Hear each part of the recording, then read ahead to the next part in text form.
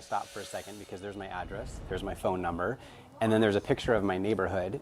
Automatically, I'm just like a little bit on edge, like what in the world is this?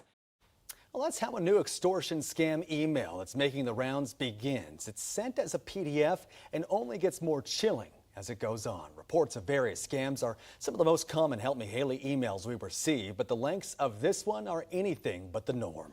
Good evening. Thank you for joining us here on Primetime. I'm John Webb. Our Help Me Hayley dug into the frightening email and has more on how you can protect yourself and your family if you're next.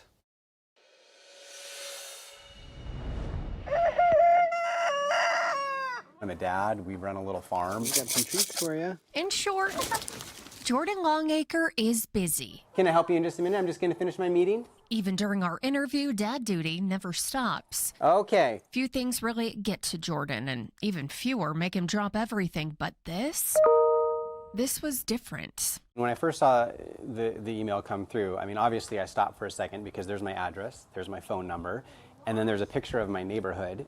Automatically, I'm just like a little bit on edge, like what in the world is this? Disturbed, he kept reading. It was like, we know where you live, we know who your friends are, and then it even had my phone number, and I'm like, wow, they put like everything together.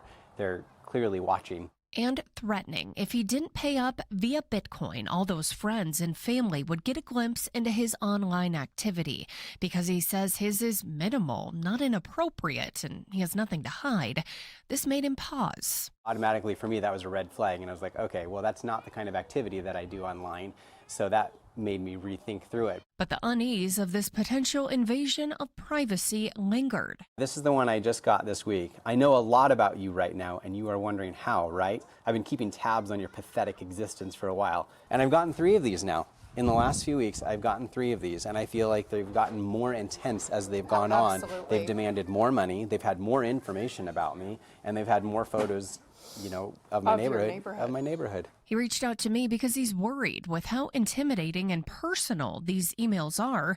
Someone could fall for it. My thought is I want to share this story to make sure that people know that this exists, this is happening, and I just don't want people to get into a situation where they find themselves spending lots of money trying to make something go away that isn't real. I learned this latest extortion attempt is not unique to Jordan.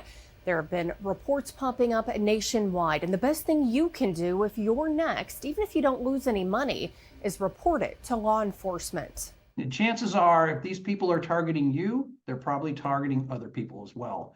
And even if they didn't get money from you, they may have gotten money from someone else. So it's good for us to know that these things are happening, and we can try to put a stop to it. The FBI's Internet Crime Complaint Center is dedicated to doing exactly that. What we found is that criminals are always finding new ways to get inside your pocketbooks. And our best line of defense against it may be each other. I'm just hopeful that by sharing the story, we're hopefully getting people to keep an eye out, to be vigilant.